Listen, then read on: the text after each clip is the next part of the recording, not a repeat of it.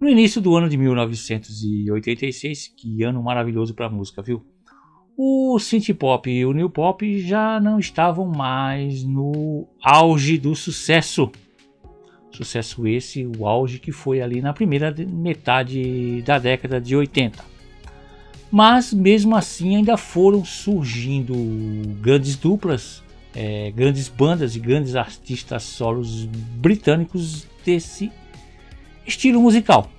E uma dessas duplas muito importante para a música é o Pet Shop Boys, fantástica dupla britânica que até hoje já vendeu mais de 100 milhões de discos pelo mundo afora. Inclusive eles são considerados a dupla britânica mais importante da história da música. Até a revista Billboard nomeou eles como o artista de música dançante mais importante da história da parada da Billboard, que começou lá pelos anos de 1976. E o disco que começou isso tudo, inclusive foi o primeiro disco dos caras, é o fantástico, o sensacional Please. Sensacional álbum que saiu com 4 singles de muito sucesso. Foi primeiro lugar em vários países do mundo. E a música de maior sucesso do álbum, do Please, inclusive é a maior sucesso da história da dupla do Pet Shop Boys, é a fantástica West End Girls, que também alcançou o primeiro lugar em vários países do mundo. Então, meu amigo, nós vamos contar a história detalhada desse sensacional álbum do Please para você. Se você quiser fazer um pedido de um álbum ou de uma música que você goste muito, é só deixar nos comentários. Pode ser que demore um pouco, pois a lista está enorme. Esse álbum Please foi um pedido do nosso amigo Fernando Lima e do amor da minha vida, minha esposa Andréa Garrido. Se você quiser fazer um pedido, é só ir nos comentários e deixar. Se for um álbum bom, é lógico, eu vou fazer com o maior prazer contar os bastidores desse álbum para vocês. Tá bom? Então, meu amigo, se prepara, nós vamos contar a história desse álbum todinha para você. Tá começando o Vida Vitrola.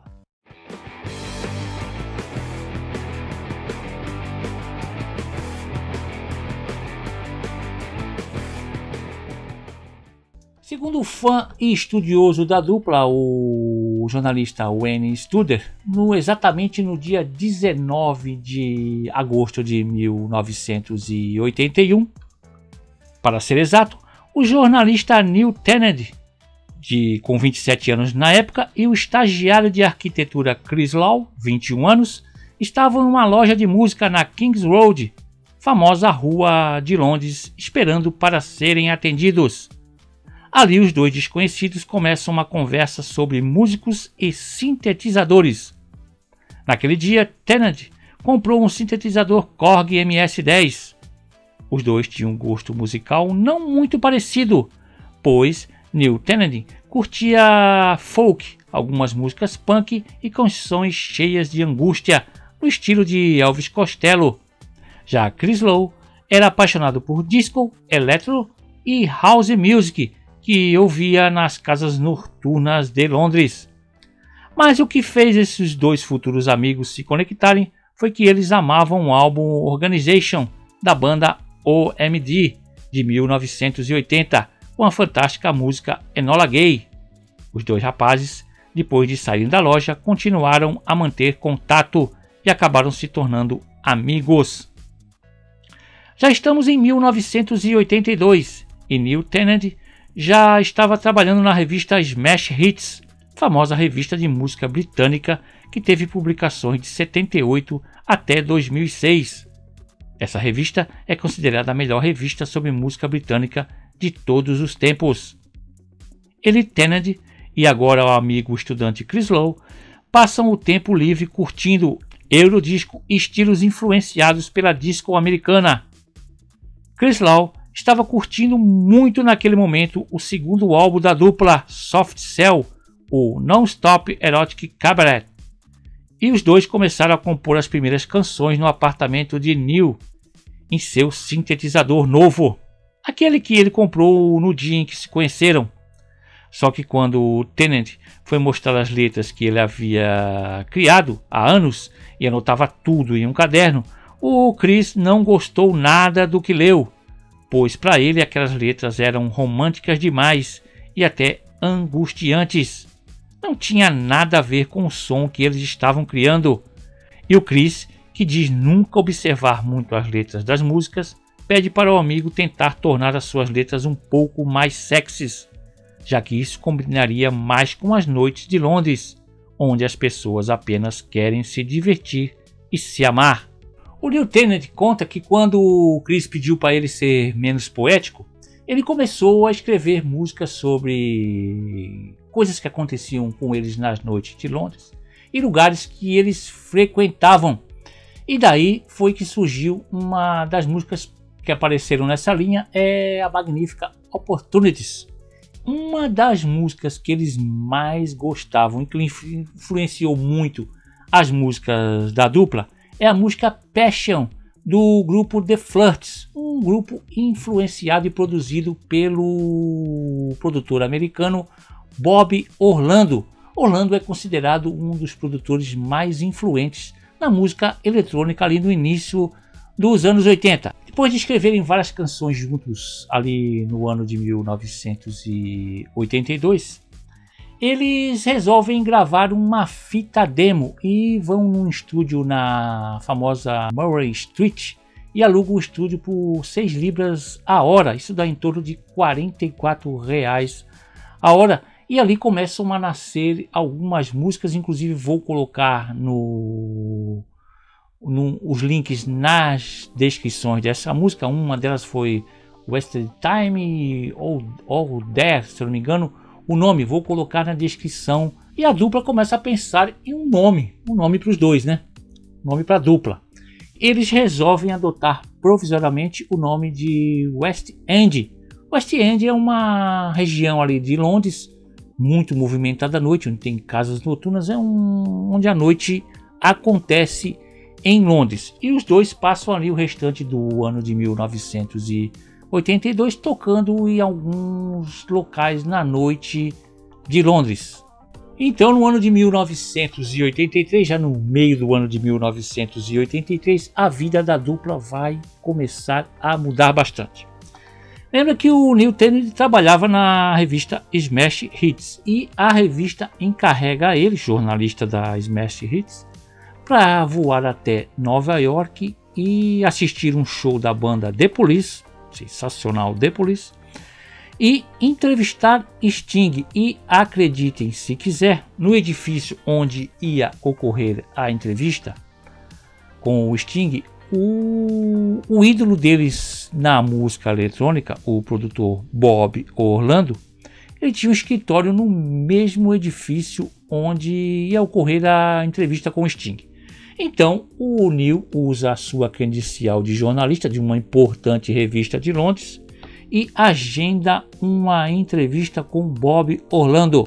No encontro, Neil e Bob acabaram almoçando juntos, cheeseburgers e bolo de cenoura, em um pequeno restaurante próximo, na Broadway 1725, para ser preciso, no Applejack, que está lá até hoje o restaurante. Podem procurar aí no Google Maps.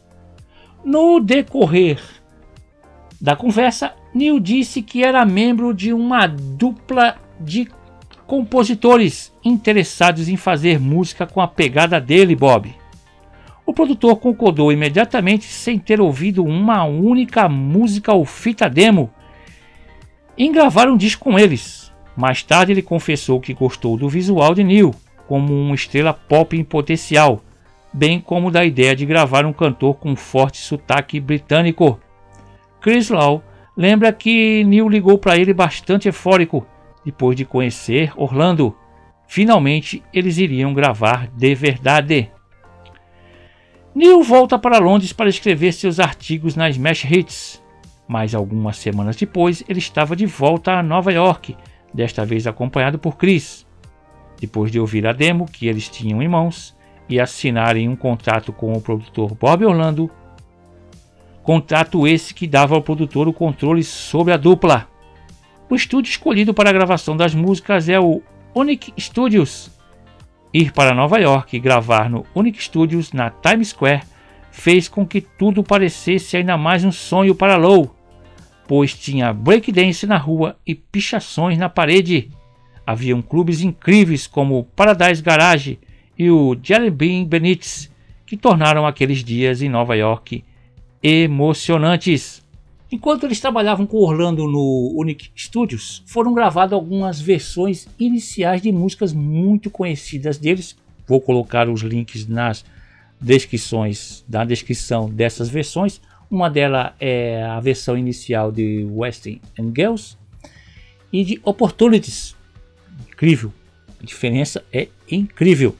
Foi também nessa época que apareceu uma música com a autoria dos dois rapazes com o Bob Orlando, que é a música To Divide by Zero, parceria dos três. Também nessa época foi que a dupla começou a pensar em alterar o nome deles, já que não queriam mais usar o West End, e pensaram em colocar Pet Shop Boys, porque tinha Beach Boys, muita coisa americana com boys no final, então eles tiveram a ideia de colocar Pet Shop Boys, inspirado em uns amigos deles que na época trabalhavam em uma loja de animais, no Pet Shop. Inclusive, meus amigos, eu passei muita fake news por aí, espalhei aos quatro ventos onde eu trabalhava para amigos. Por quê? Fui enganado. Uma vez eu no carro, dirigindo meu carro, aí quando acabou de tocar o Western Girls, a locutora, se não me engano foi uma locutora, disse que o nome da dupla foi inspirado neles mesmos, porque eles trabalhavam em uma loja de animais e por isso que todo mundo falava, eram os garotos da loja de animais. Meu amigo, meu Deus, eu passei essa fake news. Não foi nada disso, foi inspirado em amigos deles, Pet Shop Boys. E o primeiro single dessa parceria com o Bob Orlando foi a música West End Girls, a primeira versão, que vendeu muito pouco na Inglaterra, mas foi um sucesso nas casas noturnas americanas de Long Island, Los Angeles e São Francisco. Fez um sucessinho ali na América.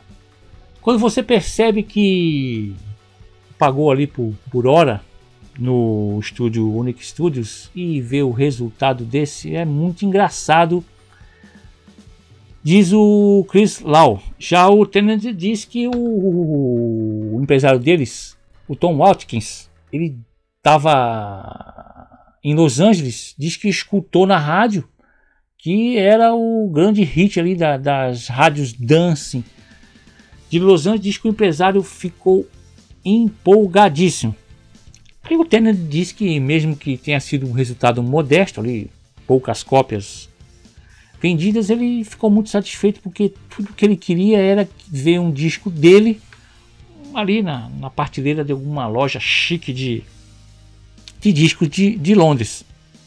E além desse single, eles gravaram mais 10 músicas ali com o Bob Orlando no Unique Studios, e a maioria delas estaria no primeiro álbum, no Please. O empresário Watkins, aproveitando-se desse momento da dupla, correu para negociar e conseguir com a gravadora EMI na América e a sua parceira Parlophone no Reino Unido um contrato para o álbum. A poderosa EMI insiste que eles quebrem o contrato com Orlando. Depois de muita pressão da EMI, eles fazem um acordo com Bob Orlando. E nessa, Orlando ganhou uma grande quantidade de dinheiro. Ele ganharia uma fatia dos futuros royalties do Pet Shop Boys, com teto de no máximo de $1 milhão fixado pela EMI. Então Orlando saiu com pelo menos $1 milhão dessa brincadeira. Contrato assinado com a EMI no fim de 1984, os dois entram no estúdio para gravar um single. para testar o mercado, já que a EMI tinha certeza que essa música estouraria nas rádios. Os produtores encarregados do trabalho são J.J. Geotalik, integrante da banda Art of Noise, e Nicholas Fromme. A música seria Opportunities, Let's Make Lots of Money. Oportunidades, vamos ganhar muito dinheiro. A canção foi escrita em 1983. De acordo com o Neil Tennant, o conceito principal surgiu quando eles estavam naquele primeiro estúdio de gravação em Camden Town, quando Chris Lowe pediu para ele compor uma letra baseada na linha "Vamos ganhar muito dinheiro". Tennant conta que a música tem uma mensagem simples: eu tenho o cérebro, você tem a aparência. Vamos ganhar muito dinheiro. A canção foi escrita a partir da perspectiva de um homem que se descreve como intelectual e culto. A letra é dirigida a outro personagem identificado como tendo uma aparência e força, que é convidado a se juntar ao protagonista da música em um esquema para ganhar muito dinheiro. O ponto alto da música é quando ele diz que as pessoas que estão nesse esquema não vão ganhar dinheiro. A letra descreve, nas palavras de Tennant, 2 perdedores. A música pop sempre carregou uma noção de ser grosseira, comercial e estereotipada em comparação com a suposta reputação do rock de ser autêntico, genuíno e idealista. Os Pet Shop Boys desafiaram essa percepção com Opportunities, que fala sobre a ambição e a ganância dos anos 80. A música também ataca claramente a hipocrisia da suposta integridade artística do rock no contexto do dinheiro, como Lowe disse nas notas do encarte da reedição de 2001 do grandioso Please. Sempre costumava me incomodar que eram sempre as pessoas ricas, realmente bem-sucedidas, seus astros dos rocks ricos, que supunha-se que não fazem música por dinheiro, ao passo que todos os artistas de disco sem dinheiro são criticados por serem comerciais. Tennant acrescentou: era para ser uma música anti-grupo de rock, cantando sobre coisas sobre as quais você não deveria cantar. Não adianta tentar dizer o contrário. Todos o pessoal da música estão nisso apenas por dinheiro. E é mesmo. O Neil Tennant, animado, empolgado com o contrato com a poderosa EMI, o que ele faz? Ele chega na Smash Hits e se demite. E acredite se quiser, a revista fez um obituário ali, como se tivesse morrido o ex-jornalista dela, o Neil Tennant, e dizendo, enaltecendo a carreira do jornalista, mas dizendo que o Pet Shop Boys, a dupla, iria ser um fracasso. Acredite se quiser, a revista fez isso. E dizendo que Neil Tennant voltaria de joelhos para a revista. Pesado isso, né, amigos? E o primeiro single que a EMI pediu para gravar, para testar, o Opportunity, foi lançado no dia 1º de julho de 1985. Será que a revista estava certa? Será que a Smash Hit estava certa? O single não foi bem, ficou apenas na posição 116 da parada britânica. E conforme o Neil Tennant e Lowe relatam na sua biografia oficial lançada em 1995, infelizmente não tem em português, a gente tem que usar aí o filho para traduzir para a gente trazer das coisas para vocês.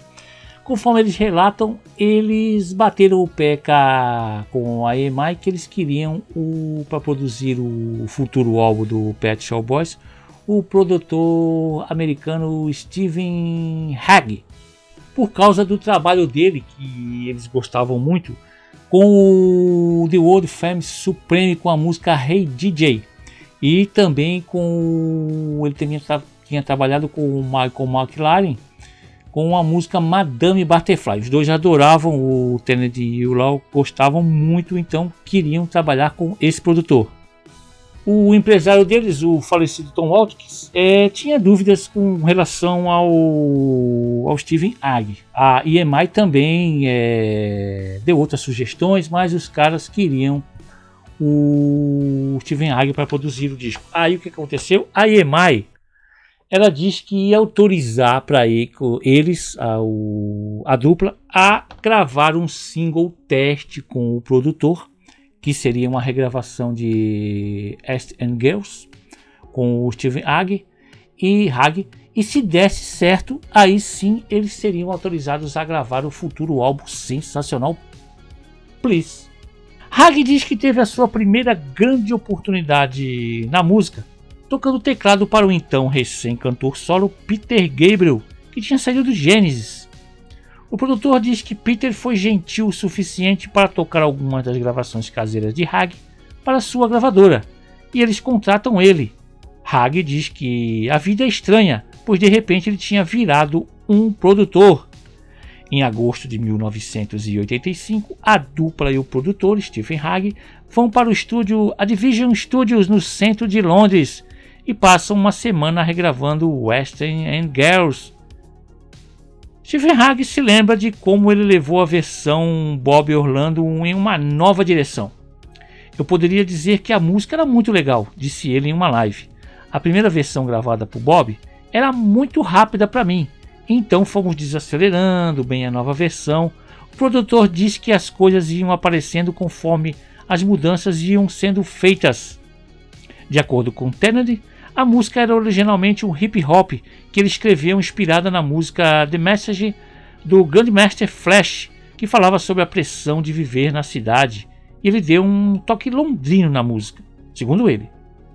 West End Girls é uma viagem pelas noites de Londres, onde Neil Tennant e Chris Lowe viveram muita coisa.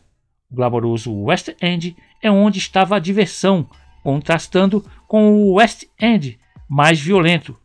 Em 2020, Tennant disse ao jornal The Guardian que West End Girls é sobre a cidade e a noite, é sobre garotos e garotas se encontrando para se divertir e criando laços, é sobre sexo, é sobre a paranoia das noites. Ele também lembrou que alguns ouvintes na época presumiram que a música se referia a prostitutas, mas na verdade a ideia é realmente que os opostos se atraem, as glamourosas garotas chiques de West End e os belos garotos rudes de East End, todos se encontrando em um bar ou uma boate no West End.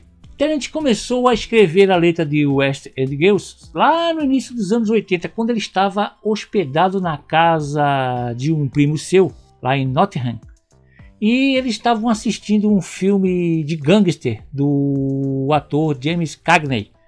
Tem uma frase no filme que ele fala: às vezes é melhor você estar morto, ter uma arma apontada para a sua cabeça. Inclusive essa frase está no início da música. Também a música tem forte inspiração no poema de T.S. Eliot, West End. Um dos locais favoritos da dupla, que frequentavam nas noites de Londres, é o King's Head, que no porão desse local, do King's Head, ficava o Dive Bar. Infelizmente, em 2004, esse local foi demolido, infelizmente. Tenho vontade nesses locais todos, viu? Tenho vontade mesmo. E a canção, de acordo com o engenheiro de som David Jacob, a música não tem nenhum instrumento real na música. Não tem guitarra, não tem contrabaixo, não tem bateria. É tudo sintetizador, emuladores e bateria eletrônica. O som que você ouve no início de West End Girls, o som de carros ali, barulho de uma rua, o produtor pegou um Walkman da Sony, saiu do estúdio, do Division Studios, ali que ficava na rua Goldsfield Street. Ele foi até ali, ficou com o Walkman ali, pegando o som dos carros e das pessoas, e é o som que você ouve no início da maravilhosa West End Girls. Para os back vocals nessa música e também na música Violence, também que tem que está no Please, é chamada a cantora Helena Springs, que tem um vocal belíssimo. Ela aparece mais na Violence do que na West End Girls. O videoclipe da música Foi filmado por Andy Moraben e Eric Watson e teve exibição de montão. De montão passava muito na MTV na época, lá na MTV americana, que infelizmente a MTV não tinha chegado ainda, a gente assistia em outros programas de videoclipe que tinha por aqui, mas tocava muito, passava muito. Inclusive, nos videoclipes e na rádio, era o único jeito que o público tinha de ouvir a música do Pet Shop Boys, porque acredite se quiser, até 1989 a dupla não fez shows, acredite se quiser, se limitava a apresentações em programas de TV da TVs europeias e nos videoclipes da MTV. Inclusive, em 1986, o clipe da Western Girls recebeu a indicação para o MTV Music Awards como artista revelação. Perdeu, não ganhou, perdeu para o Take On Me do A-ha. Perdeu.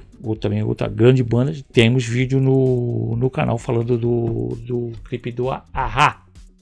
Western Girls foi lançada no dia 28 de outubro de 1985 e chegou vagarosamente na primeira posição no Reino Unido, Europa e Estados Unidos, além de outros vários países pelo mundo. Na época, todo mundo que cercava a rapaziada e a própria gravadora, ninguém esperava que ela conseguisse chegar ao número 1 nos Estados Unidos. E um dos motivos era que a música e a letra eram muito britânicas, com o título referente a uma área de Londres e um cantor com sotaque britânico.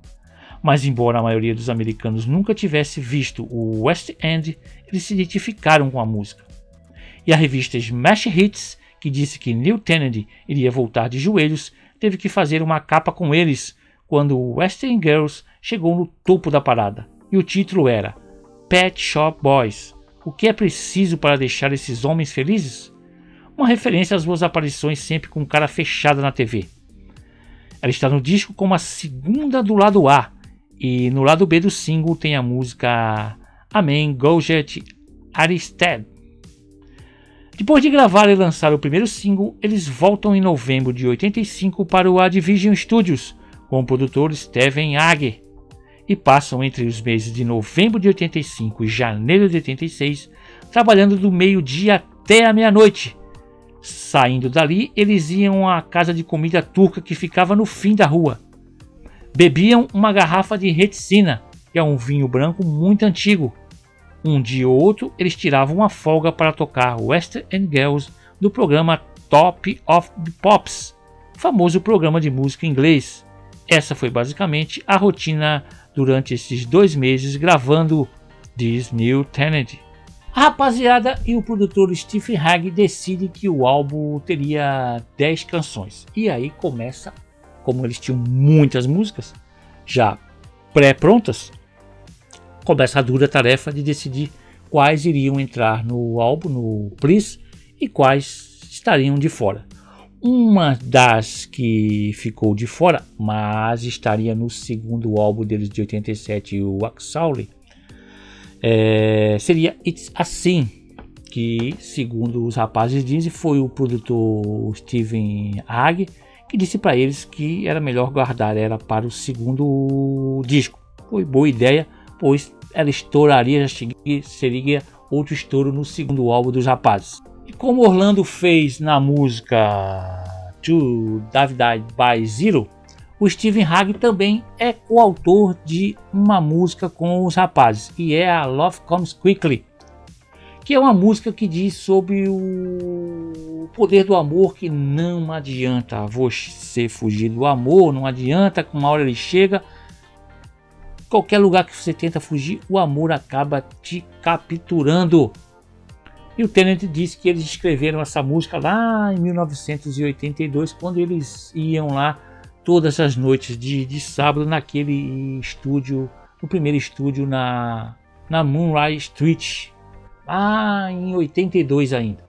Tennant disse que considera o Steve Hague como responsável muita coisa pelo sucesso de Love Comes Quickly, pois as mudanças que ele fez na música foram perfeitas. É uma das preferidas do Neil Tennant. Inclusive ele diz que a linha de baixo que o Hag colocou, ele adora. Também é uma das minhas preferidas, meus amigos. Love Comes Quick foi o segundo single do Please, foi lançada no dia 24 de fevereiro de 1986, chegou na posição 19 da Inglaterra, 62 nos Estados Unidos. Está no Please como a quarta do lado A. No lado B do single tem a maravilhosa That's My Impression, que eu vou colocar também o link na descrição. Lau lembra que havia uma urgência em fazer aquele primeiro álbum, não apenas porque era o primeiro disco, mas como West End Girls foi um sucesso, havia uma exigência para que lançássemos o álbum rapidamente. Mas tudo era um processo de aprendizado, já que nunca tínhamos realmente estado em um estúdio adequado antes, diz ele. Quer dizer, o único estúdio, o estúdio de Orlando, era ótimo, mas era um estúdio surrado. O título do álbum a rapaziada já tinha desde o início das gravações. Neil diz que provavelmente foi o Chris que sugeriu o nome. Eles brincavam com a ideia de que as pessoas entrariam na loja de discos e pediriam: "Você tem um disco do Pet Shop Boys, por favor?" Os trabalhos de gravações no Please continuaram naquele prazo apertado de 2 meses e foram nascendo I Want I Love Her, Opportunities com a nova mixagem e I Don't We Live Together. O produtor Steven Hag deu uma cara nova para a nova versão de Opportunities. Ela foi remixada e os vocais de Tennant foram também regravados. E nessa nova versão de Opportunities houve uma pequena mudança na letra.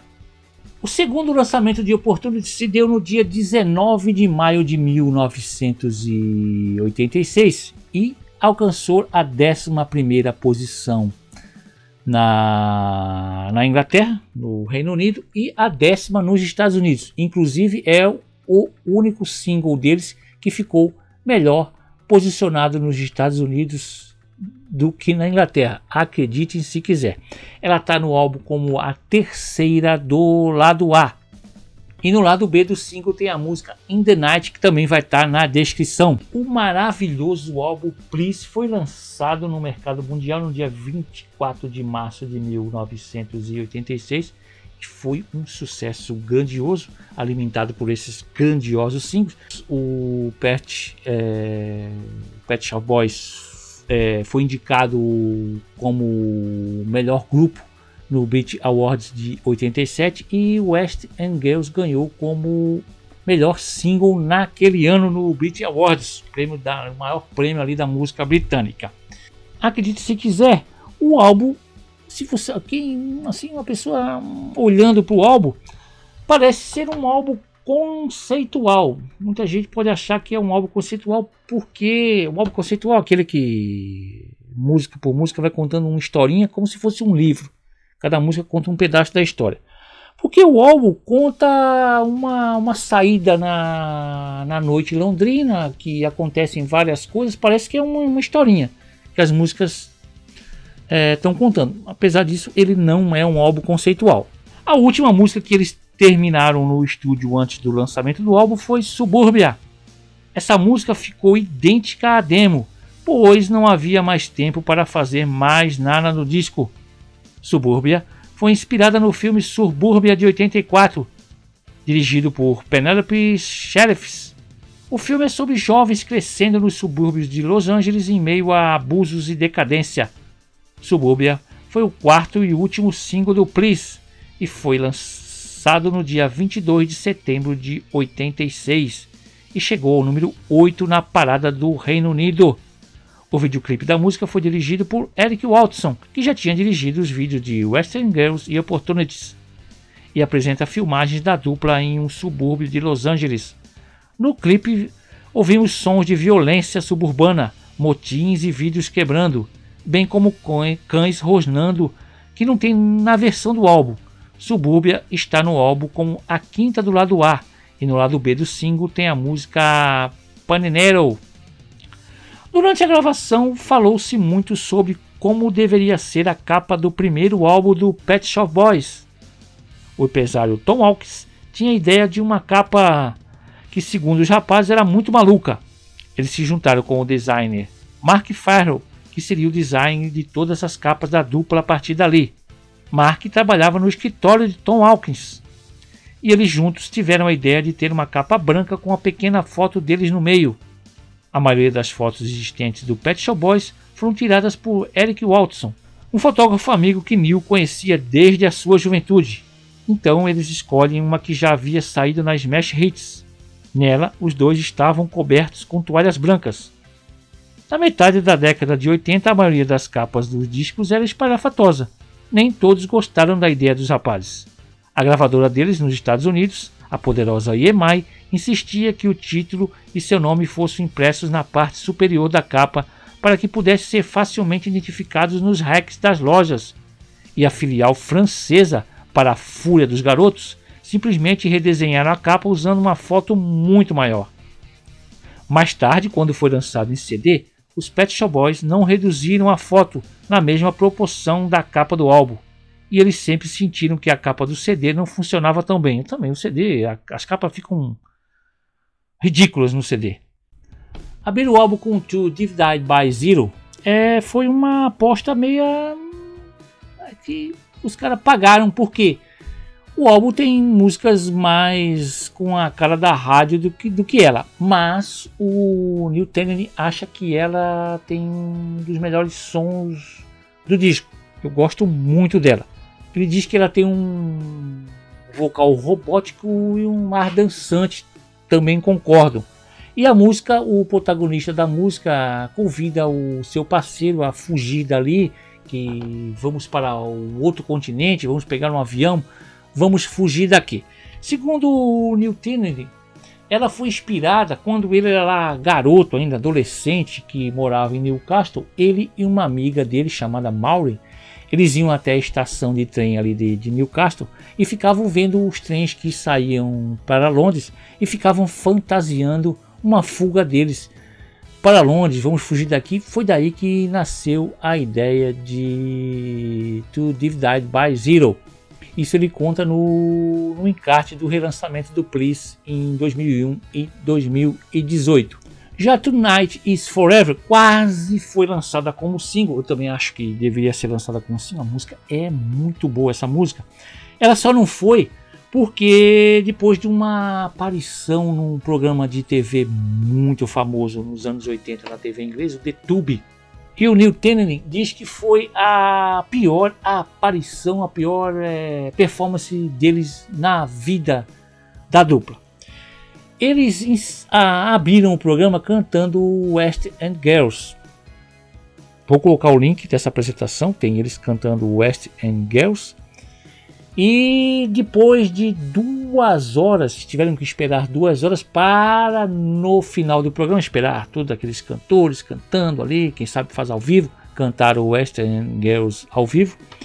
E depois de 2 horas ele falou que ele já tinha bebido 4 litros de cerveja. Tava bebaço e teve que cantar Tonight Is Forever. Vou colocar o link na descrição. Ele disse que cantou muito mal, foi uma coisa horrível. Mas o cara tá cantando ao vivo. Hoje tu vê aí qualquer um aí cantando playbackzinho aí, achando que tá cantando bem. E você nota que ele não tá bem mesmo cantando. Ele diz que chegou ali na parte no intervalo da música ali, que fica um som de bateria ali, que fica o Chris Law ali no sintetizador. Ele diz que não sabia nem o que ia fazer, tava bebaço, doidaço. Ele diz que virou de costa para a câmera para ver se os caras filmavam o Chris em vez dele, porque ele falou que tava ruinzaço. Aí, depois dessa aparição, que todo mundo ficou falando, cantou mal, tava bêbado, e acabaram desistindo de lançar ela como single. Acredite se quiser, um musicaço desse. Tonight Is Forever expressa um ato simples, mas alegre de sair para a noite na cidade, seja na pista de dança ou estando com alguém no bar. Tanto a música quanto a letra dessa canção transmite perfeitamente a experiência de se divertir e esquecer seus problemas. Nem pense nessas contas, não pague o preço, nunca o faremos. Tennant lembrou que Tonight Is Forever é sobre crianças que vão para a boate Heaven, com Lau acrescentando: no início dos anos 80, todo mundo que eu conhecia não tinha nada para fazer, apenas se vestia, vivia do desemprego e entrava em clubes baratos, em uma vida de viver à noite. Tonight is Forever está no Please como a primeira do lado B.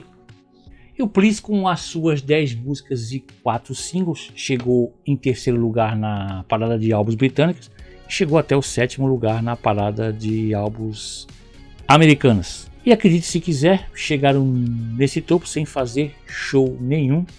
Só foram fazer show só em 1989, só indo ali nos programas de TV, isso na Europa, e os clipes dele rodando pelo mundo inteiro. Em 87 os caras lançam o Actually, um álbum aclamado. Eu prefiro o Please, para mim o meu preferido é o Please, mas o álbum de 87 é um álbum aclamado. Depois lançaram outros grandes álbuns. E esse sensacional álbum Please, depois de mais de 35 anos do seu lançamento, ele não soa desatualizado para os padrões tecnológicos da nossa época.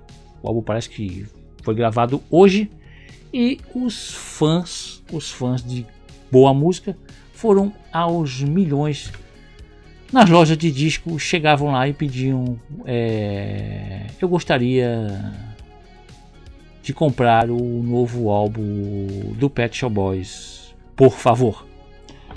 Tá a história desse maravilhoso álbum de música dançante, de synth pop.